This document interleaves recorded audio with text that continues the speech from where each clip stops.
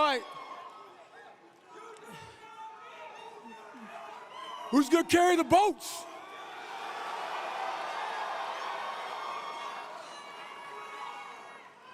All right, so do you know why I demand that? Not for me. When I come out to every single audience, which you guys are one of the best ever. The reason why I demand that from the audience is because I know what darkness looks like. I know what it feels like to be alone with no motivation, no drive, no passion. And what has to come out of your fucking soul in the darkest of times is what you just did right there. So that's what I do. So people always, like, for the first 20-some years of my life, it was just darkness. But if you are able to get up every morning, have no passion, no drive, no motivation, no shit, and still get up with that kind of fire, you will be successful in life. I guarantee you that.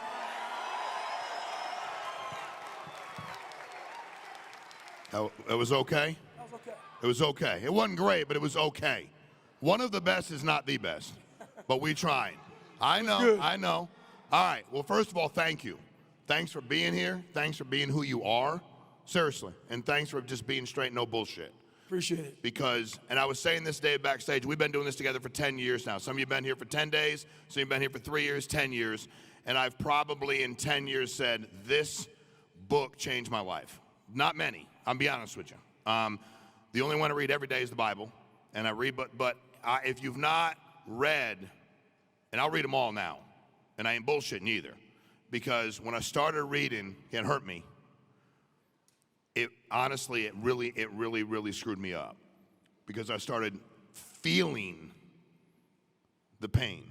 Right. And it was like it was hurting me more because the whole title is It Can't Hurt Me. We have all these amazing people out here, dude, and they're great human beings. But it is, whatever it is in their life is hurting them, whatever it happens to be. They eat what they kill here. That's it. Everybody you see out here, commission-based sales. Every one of them. You've seen a bunch up on stage, killing it. They're great. But there's some right now, David, that are trying to figure out what to do tomorrow, next week, month. There's people out here right now, they ain't going to raise their hands because you're here. They're excited. But they're thinking about quitting. They're thinking about it.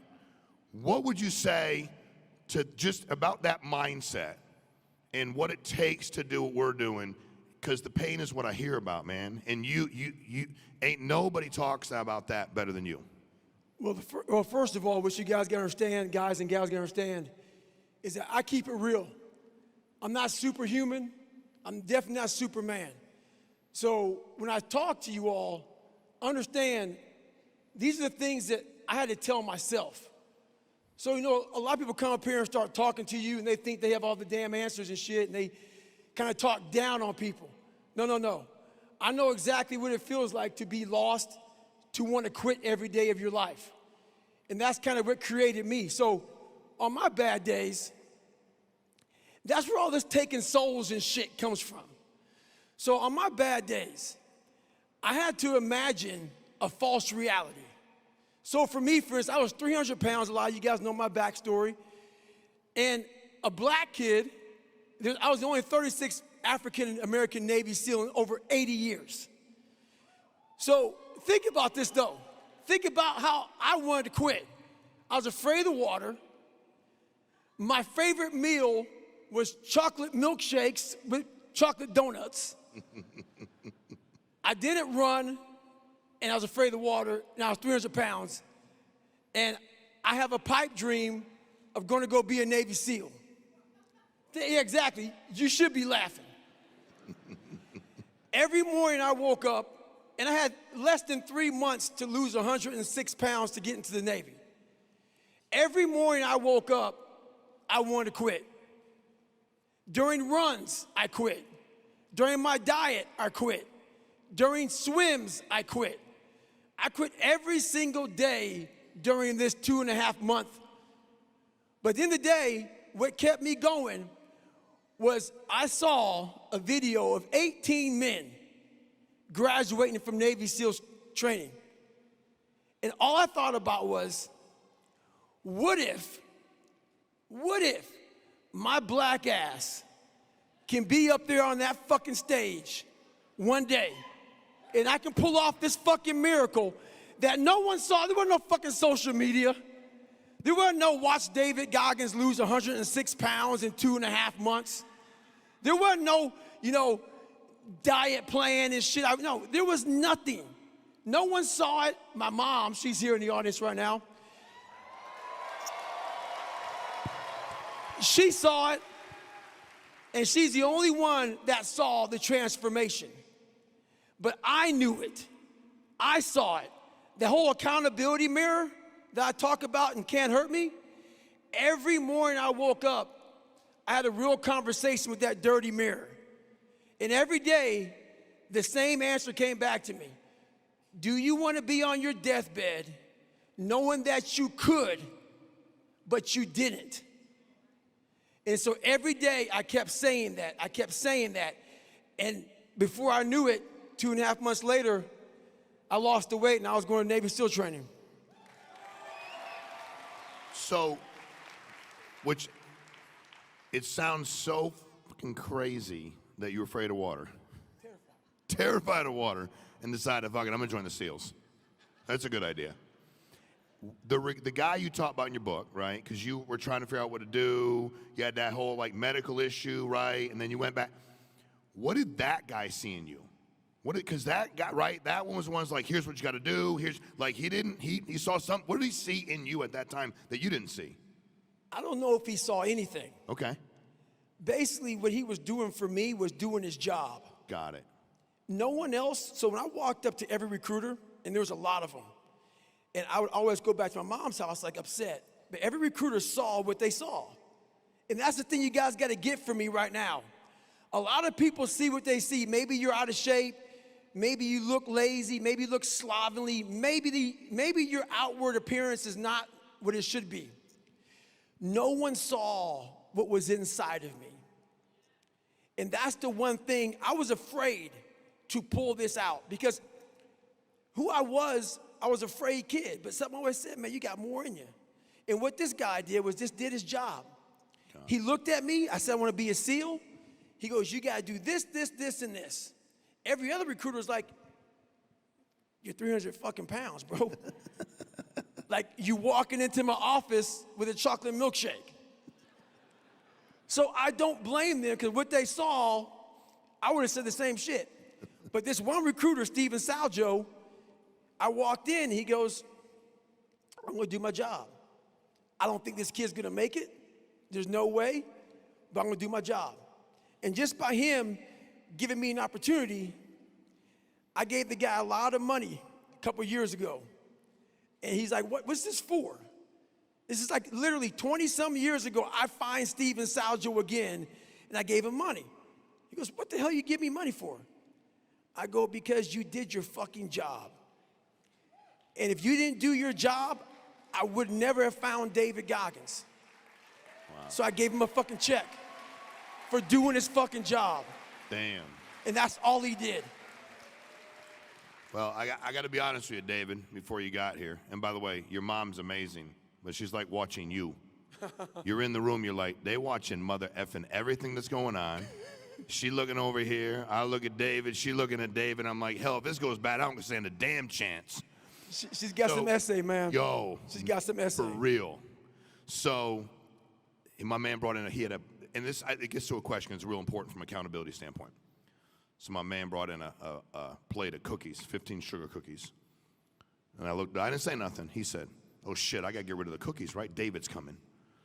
So he got rid of the cookies. And I said, dude, why are you more worried about David seeing the cookies than you eating the cookies? Right, like, right. You probably ain't gonna see David again after today, exactly. Except for on YouTube. Like, what's he gonna do to you? How do people, because that happens to you, it's got to. Oh, yeah. People around you like, dude, I thought I was supposed to start warming up. He went back, about 9 miles back there. I said, where'd David? They go, he just keeps walking around. He stood still, not at all. And I'm walking around, I don't even know why I'm walking around, because I feel bad about myself. How do we get people to be more accountable to themselves than they are everybody else who actually doesn't even matter? They're not even a stakeholder in their life. That was the one thing that I was trapped in. So a lot of people don't know this story about me. But when I was coming up, so I went to an all-white school for a while, and then I went to a majority black school for a short period of time. And I went to majority black school. See, I always wanted to be, so I wanted to be a priest first. No one knows that. And then after that, I'm like, I want to go be in special operations. Like I said, there's only 36 African Americans. So you don't walk around a black community talking about, I want to go be in special operations. So I tried to fit in. And by me trying to fit in with every group I was in, I lost myself. And so why I'm so polarizing now is because either you fucking like me or you fucking don't. And the reason why I was walking so much backstage, I'm nervous as fuck to be out here in front of these people. Yeah. For real. My mom would tell you a story. When I was in elementary school, we moved from my dad's place where I got my ass beat. I had a lot of toxic stress. Hair was falling out of my head. I had a bunch of white splotches. And the biggest thing was I stuttered like a motherfucker. Bad. It's funny now. The shit wasn't funny when you were a fucking kid. So every time I get on stage, I think about one thing. We had a Christmas play. And I was in maybe second, third grade, whatever it was, didn't matter. I was young, but I stuttered horribly bad. And I'll never forget, the teacher gave me the smallest line possible because she knew this could be a fucking train wreck. He may get up there and just act a fool. So I got up there and I acted a fool. And I just walked off fucking stage. I couldn't say shit. I just went up there and just started just doing my shit. Just started break dancing at the mouth. So I walk off, and every time I get on stage, I have to overcome that one feeling of looking out in the audience and everybody and saying, oh, shit. Because I didn't cuss when I said it in my mind. There was no cuss words up there, but when I said, so what happens is you have to gain this confidence because you lose yourself because you're always trying to hide from the stuttering or you're trying to hide from, I wasn't that smart. So I hid there. I hid because I was only a black person. I hid because I wanted to be a special, I was constantly hiding from these groups of people because I wanted to be accepted. And the more I hid, the more David Goggins became nothing. There was no David Goggins. I was you when I was around you. I was Mary around Mary. I was John around John. There was no David Goggins. And along this journey, when I started losing weight, and I had so many bad days in my life, so many bad days from growing up, even now. There wasn't nobody fucking there but David Goggins. Mm-hmm. God was there, but God said, hey, motherfucker, I'm testing you today. Then I'm gonna test you tomorrow. Then I'm gonna test you again. I'm gonna let you alone, man. Pray all the fuck you want. Pray. Get on your knees, boy, pray. I'm gonna still kick your ass. Yeah. So the more I realized this is my journey, and the more I realized, where's all my friends? They ain't fucking nowhere around. It was you. So you better figure out who the fuck you are on this journey. And those few people who don't, many people don't like you, so be it. But you first have to figure out you because a lot of people die with a lot of untapped potential because they're trying to be somebody that they're not. Yeah. So I was able to figure out my own potential by figuring out me. Dude, I was really prepared for you to be hardcore as shit, but you're fucking funny. Like, really funny. I didn't know that. I'm like, really funny. And I want to get to, because I was watching something you posted the other day, which I think was great, because what a lot of the men and women in here work with David is, you know, we call people up and sell them life insurance, and most of the people tend to get a pretty good grasp on that, right? Everybody's going to die. You need life insurance. You asked for it. Most people get pretty good grasp on that and are able to monetize it and make a living. And then they have a choice to build a business and actually help other people. And I actually didn't start hiring people because I thought about spread. I had friends that had no job. They were broke. And I'm like, yo, you should do this. They're like, why? I'm like, it's easy. Like, that was how I started building a business. But a lot of the men and women we have here are paralyzed. They want to talk about it. They want to post. They want to talk to their friends, their family. They want to post something on social media. But they're truly terrified.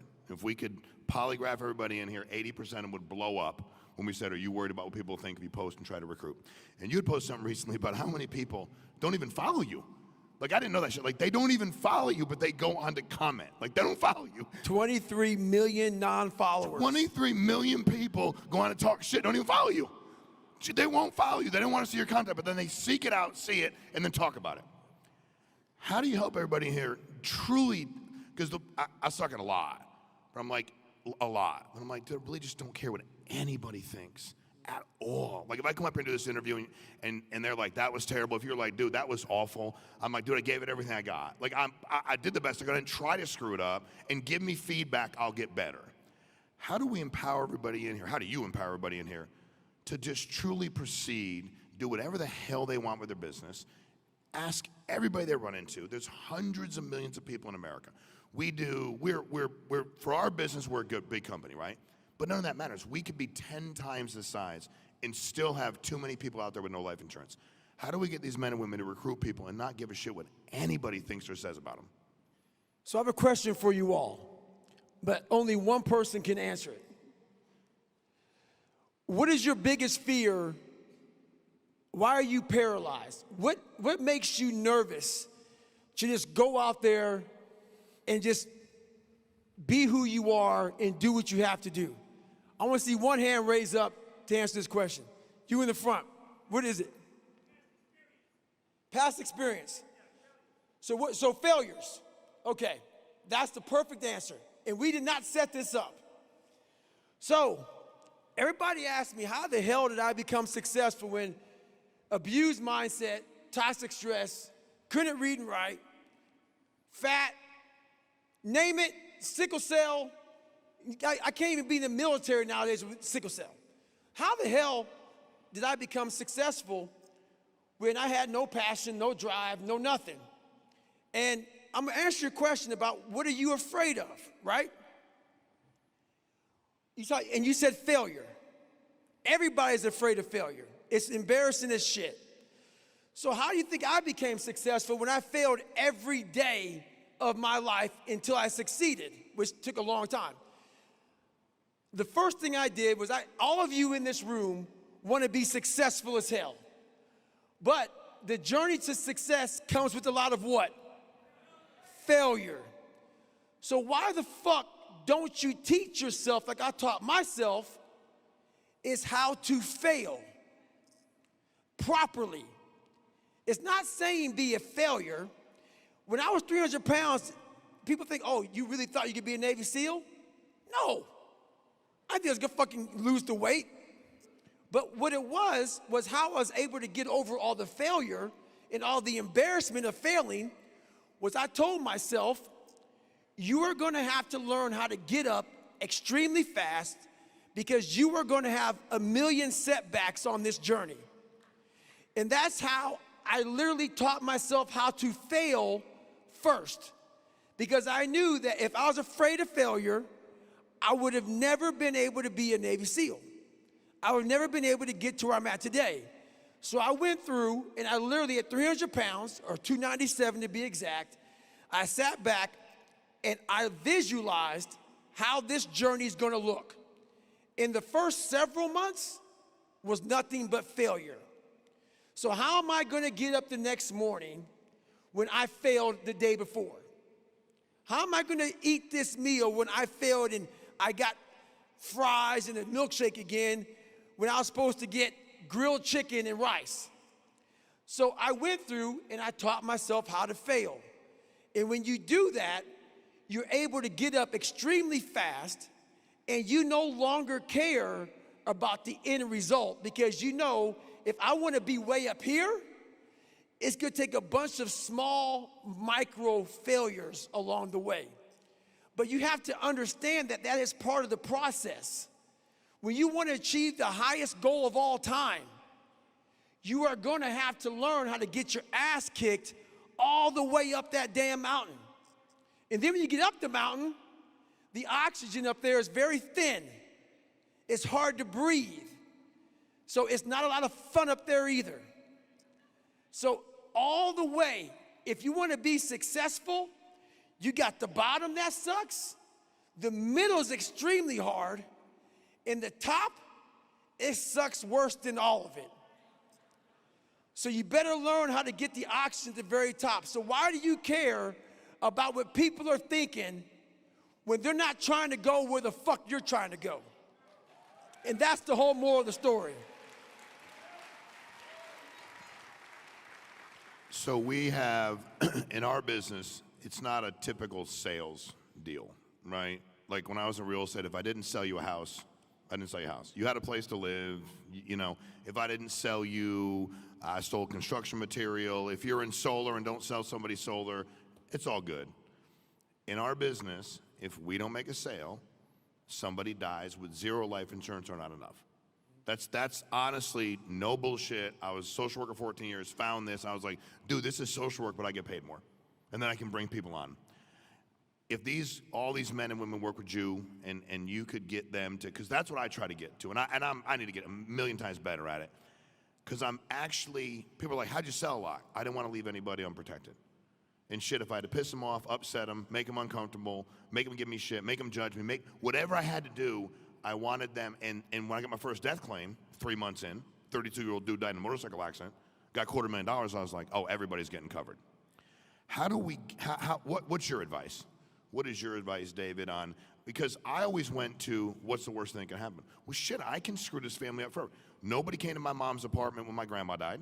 We had no life insurance. Grandpa, aunts, uncles, friends. I didn't even know what life insurance was until I got to be old and got damn life insurance. I didn't have life insurance until I got my life insurance license. What's your advice to all of us, me included, on how we approach that, knowing that we can really screw things up if we don't do everything we can. We can't make everybody buy it. But hell, we got to give more. And in our deal, like you're here, clients over here. Until you're uncomfortable and they're uncomfortable, there's no frickin' sale.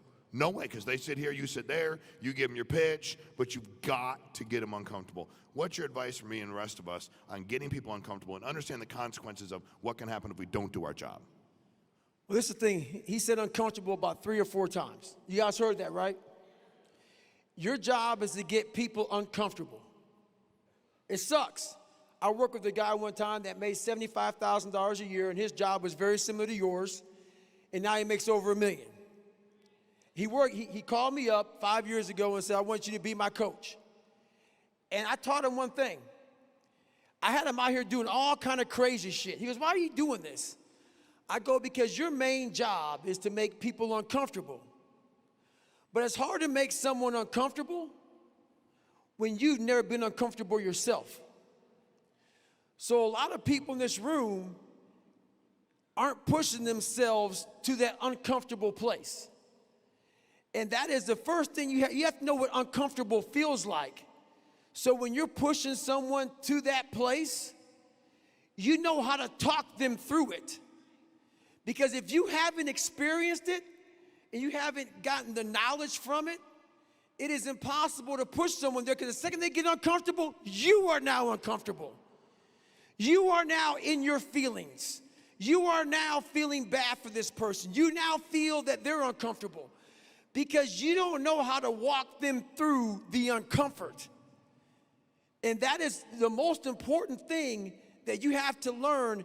Is there is theorists and there's practitioners. A lot of theorists will tell you how uncomfortable feels. The practitioners are the ones that have experienced uncomfortable, and they know exactly the steps on how to get through being uncomfortable.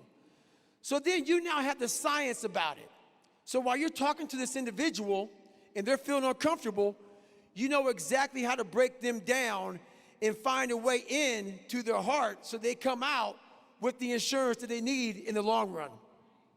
It's amazing. One of the other things we struggle a lot with is, and it might be the same with people that work out, competing, is, and I was talking to a guy earlier this morning, I said, what's your biggest issue? He said, I found a way to make money, And then he said to me, but I self-sabotage, which I think is bullshit. In my opinion, I think that's just a made-up, like it's an awesome way to let people off the hook. Oh, you just didn't do it. No, dude, you didn't do the work. You didn't wake up and go, I'm gonna destroy it. All of a sudden, I'm not accountable.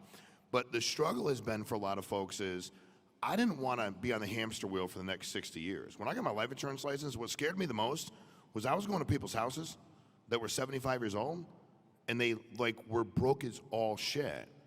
And I'm like, I don't ever want to outlive any money and be able to not support myself.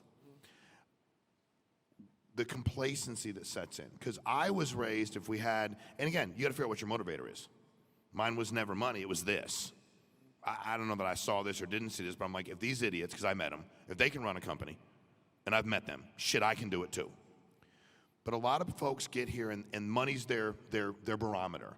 I have enough to live, so I'm good. Maybe the gentleman that you coach, maybe someone, I have enough to live, so I'm good.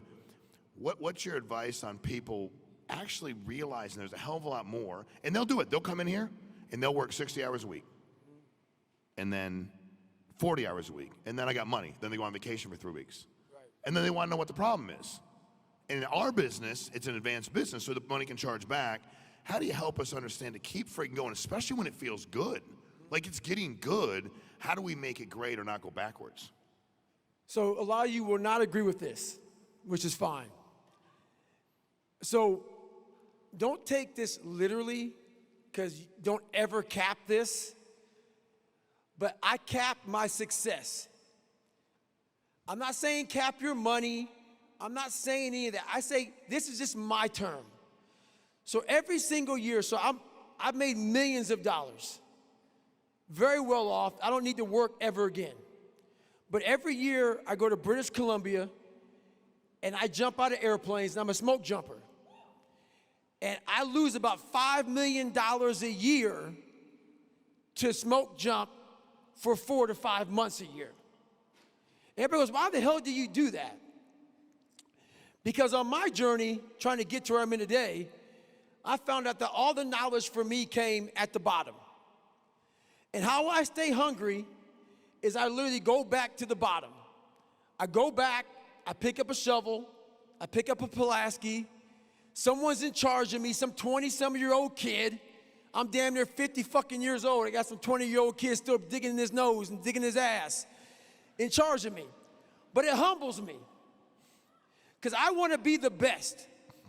And a lot of people in here, they might just be okay with just that money to live. And that's the thing that I realized a long time ago in my life, is there's some people I can't motivate. There's some people in this room that when I speak, they're rolling their eyes. This guy's fucking David Goggins, ridiculous shit. His passion, his motivation, his drive is all fucking crazy. It is. Because I found out a long time ago what I'm supposed to be in this world. And that hunger is gonna stay with me until I'm dead. You have to have that kind of want in your life. If you're fine with waking up every morning and having just enough to go on vacation and come back and you work again, that's good for you. But you're in this room for a fucking reason. And a lot of you in this room will leave this conference and you will go bust your ass and you'll be motivated as hell because you heard somebody speak and the fire is built up. But guess what happens 4 months from now? There's a trend in every single job. They have a conference, they're kicking ass, they're kicking ass, they're kicking ass, and then it's like, oh, fuck, I don't have any more motivation. Man, I was killing it last 4 months. What the fuck happened? This conference took you and elevated you to the next fucking level. But then the real you came out. The real you might be unmotivated, might have no determination, no passion, no drive. But like I said, why the fuck did I have you all yell at the top of your lungs when I came out? Because on those dark days, you still have to find more. And if you don't want to find more for yourself, look to your left and look to your right. If you got a mom, a dad, a wife, a husband, kids, make sure you may be fine with that little bit of money you have and you're good, Try to make generational fucking wealth. Amen. If you're good, be that person when a fucking fire happens in a room like this. I guarantee most of you motherfuckers can look at me. Where's Goggins going? I'm gonna follow that motherfucker. You wanna be that motherfucker for your family. That when all hell breaks loose, they know that even though you're good by yourself, you got a family to take care of, and you have made enough for them that they fall on their fucking ass, you can pick them up. So there's a lot of things out there that should keep you going in life, and if that's not enough, you need to go look at that dirty mirror again and see why you're really doing it for.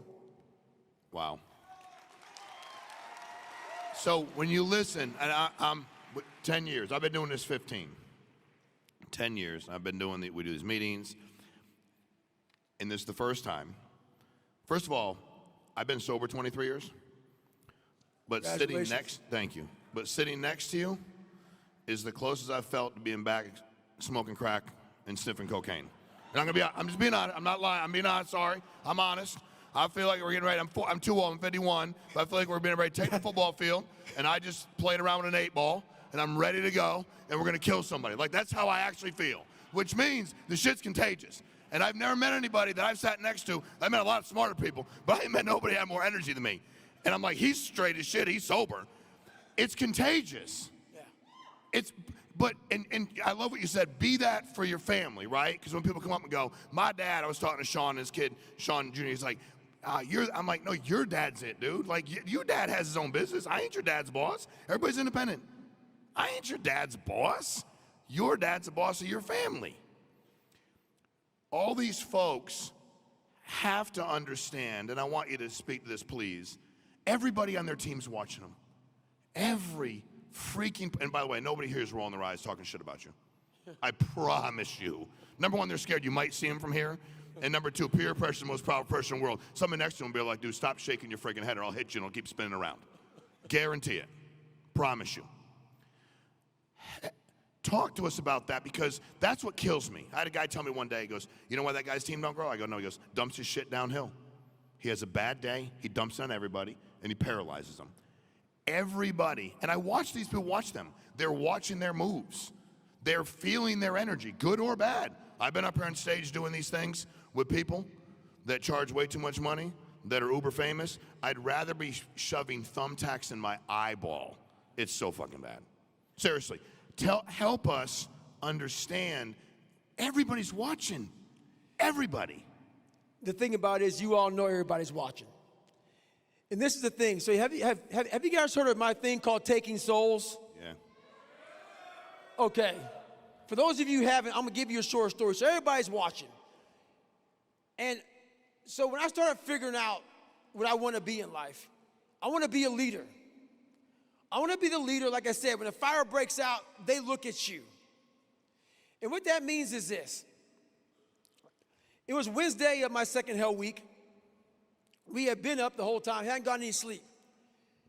And so there's about 3 boat crews left, which means there's not many people left. Like over, I don't know, 80, 90 people are quit. We're down to just 3 boat crews. So we go into the med check, and they go in, they check us out. Everybody is hypothermic. Everybody's all jacked up. And Wednesday, you're a zombie. That's what the pass down. So the pass down is through years. They tell you on Wednesday you're a zombie. You're walking around like this because you don't want your clothes to touch you because you're soaking wet. You just got out of the ocean and you're just pissing on yourself to get warm. So you like that, didn't you? So basically what happens is you go to med check, they have these aid crates.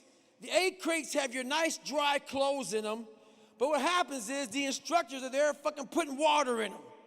So those dry clothes are now fucking wet. And all the students are just like poopy pants, like fuck. I gotta put these fucking wet clothes on, and they're putting them on slow, and the instructors are yelling. But now, the instructors know that they're zombies because the instructors were zombies on Wednesday, so they're giving us a little bit of leash. This goes somewhere, so just work with me for a second. So we got 3 boats. Boat crew 1, boat crew 2, and the Smurf crew. The Smurf crew has a Smurf on the front of the boat because they're the shortest guys in the class. Smurf crew. So boat crew 1, they're the tallest guys. Boat crew 2, the second tallest guys, and so on and so forth. There's only 3 boat crews up here. So everybody gets under their boat, and they're standing there with the boat on top of their head, and everybody's doing this shit. To answer your question, I look back, I am fucked up. My feet, my hands, my neck, my whole body's just messed up. And I'm looking at, like everything's slowed down. I'm looking at all these people under these boats, and they're just sitting there jackhammering, and heads are down, and the motivation is gone. And I said, David, this is exactly where you wanted to. This is your time. This is your time. You're amongst the baddest motherfuckers in the world right now. And everybody's fucked up. This is my internal dialogue right now. What are you gonna fucking do, man? This is your shot, man. This is your fucking shot. I'm in the front of the boat crew. The front of the boat is the heaviest part of the boat. I'm looking at my boat crew, and they're all just fucking, I want this to end. But it's not gonna end until Friday. We got 2 more fucking days of this shit. So I'm like in the front of the boat, I'm like, you know what, man?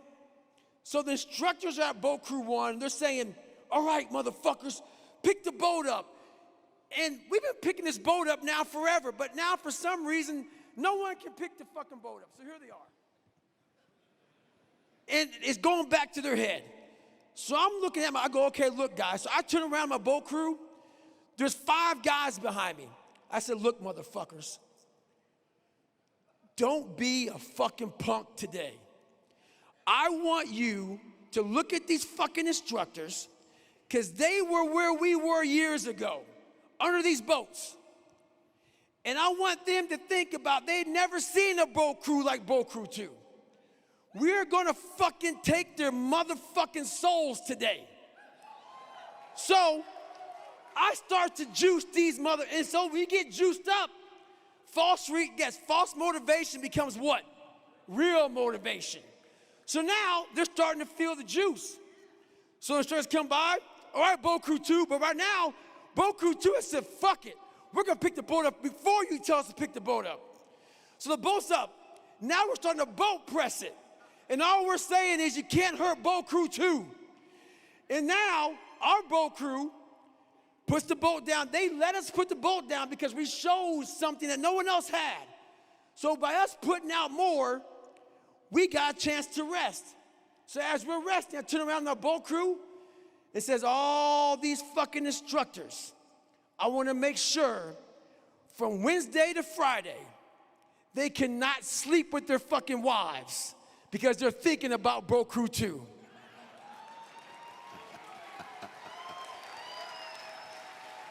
So, to answer your question, you want to be that one motherfucker that every day, whether it's raining, snowing, sleeting, you lost every dime, your mom died, your dad died, you come and you bring the energy that it takes to make a team function at the highest fucking level every day. And that's the person you want to be every day of your life. Wow.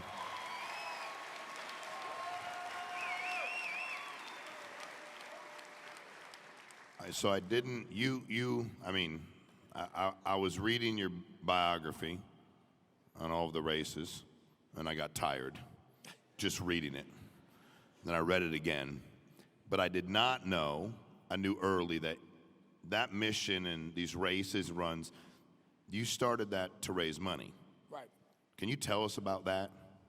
You want the whole story? Or just... Sure. You do what you want, bro. It's your stage. All right. So basically, how this all started for me, a lot of you may know the story, but after I became a Navy SEAL, you guys heard of Lone Survivor? Yep. Well, Marcus Luttrell is one of my best friends. And so is his twin brother, Morgan Luttrell.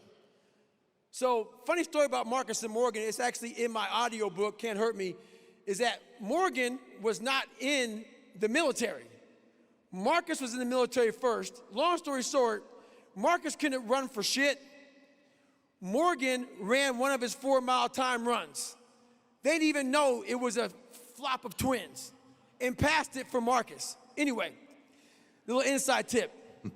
So what happened was Marcus was on a mission. Mission went bad. A bunch of guys died. I was in 3 hell weeks. So damn near everybody on that op, I was in hell week with. So when I heard the news, I was in military freefall school with Marcus's twin brother, Morgan. And I got the call telling me that I have to tell Morgan that Marcus was dead. Marcus was not dead. They thought he was dead. So I told Morgan they believe that Marcus is dead. They can't find him. Everybody else is dead. They can't find Marcus. They believe he's dead. Morgan looked at me and said, he's not. I'm like, what the fuck you talking about, bro? He was right. He wasn't dead. 4 days later, Morgan calls me up. Hey, bro, they found my fucking brother. Go suck it. I was like, all right. So, at this time, I weighed 191 when I joined the military. I went to 250 after I became a Navy SEAL. So that story touched me so much that I started Googling different races. I wanted to raise money for the Special Operations Warrior Foundation. It's a foundation that if your dad was in the military, he's a special operator, he died, your son or daughter would get full tuition to go to college. So I'm like, I'm gonna go do this. But being a Navy SEAL, I couldn't do a hot dog or hamburger competition, do something like that. But so I looked up the 10 hardest races in the world. And what came up was the Badwater 135. And me not being an ultra runner, my workout was literally, I hit the weights every day, and Sunday, I did the elliptical trainer for 20 fucking minutes. No cardio, that's all I did for cardio. So I Googled this shit, and what came up was the Badwater 135. So I called the race director up and said, hey man, I want to do this race to raise money for this foundation. He goes, are you an ultra runner? I was like, what is that? He's like, do you run 100-mile races? Or I go, 100-mile races? I didn't even know this shit even existed. So long story short, he goes, look man, you gotta run 100 miles in 24 hours or less to get into the Badwater. And if you can do that, I will consider you in my race. The application process ended in January. I called the cat up in November. And he said, well, if you really want to get in the race, there is a race in San Diego called the San Diego One Day. I call him up on a Wednesday. This race was Saturday. I had done no running. And he goes, okay, check it out. You get in it, you run 100 miles, 24 hours, I consider you my race. So there's a 1-mile track in San Diego. It's called the San Diego One Day. You want to run a 1-mile track, see how far you can get. So I said, fuck it. I signed up for the race. At the time I was married, I go to Walmart, get a blue lawn chair. I have Ritz crackers and Mileplex. That's what I have for the whole damn race. So I realized I'm gonna see this chair every single 1-mile loop, and I'll get some Mileplex and a Ritz cracker. Stupid. I had no idea what the fuck I was doing, but I'm gonna cut to the chase. Here I am, I get to mile 70, and I never ran past 20 miles in my entire fucking life. And I'm in this chair at mile 70. What do you think happens to you when you are sucking on a Ritz cracker ball because your mouth is dehydrated and all fucked up, and you're drinking Mileplex? What do you think happens to you at mile 70? Being that you never trained for this and haven't gone that far in your life, your body starts to literally die and break down. So I'm sitting there in this chair, and I have to go to the bathroom. Haven't gone to the bathroom in 12, 13 hours. The bathroom's from me to the damn wall right there. So I'm trying to get up, but I can't get up. My blood pressure's all messed up. And I look over, and I look at my ex-wife, I'm like, hey, I'm gonna take a shit on myself right now. Because I can't get up, because my blood pressure's all fucked up. And I'm dizzy as shit. So I'm sitting there shitting up my back and peeing blood down my leg. I got 30 fucking miles to go. And this is where I'm at right now. And there's one thing a black man never wants to fucking hear. She looked at me and she said, "You're starting to turn white."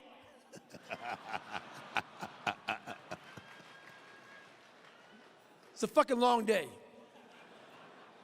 So I'm sitting there, I'm looking at her, and this is where the 40% rule came from. So I'm trying to raise this money, and I'm all jacked up. So in life, you guys are gonna come to a point in your life, maybe not quite this fucked up, but where you don't wanna go on anymore. So what I do is I quit. I don't really quit. I let my mind know that we're gonna fucking bag it for today. 70 miles in, I'm good. But I didn't quit yet. But I'm telling myself I'm gonna quit. I'm sitting there in this chair, and I'm like, okay, man, I can't even get the fuck up. I'm really messed up. I'm got shit everywhere, and this is messed up. So I'm cleaning myself up, and there's an aid station that I haven't been using that has peanut butter and jelly, salt tablets, and bananas, real food that I fucking need some water and shit right now. I need something. So I have my ex-wife bring me over some food. I'm gonna sit here, because I'm gonna quit pretty soon, but just not yet. Let me get cleaned up first. Let me get something to eat. What this does to your mind is it takes pressure off of your brain for a second. 30 more fucking miles you don't want to think about when you got shit up your back. So I'm sitting there and I'm eating some food. And I'm like, okay, man, my blood pressure's a little bit better. I'm gonna walk to the car. But before I walk to the car, it'd be pretty badass if I can walk 1 mile. And then I'll quit. I walked a mile. Long story short, that 1 mile became 30 fucking miles.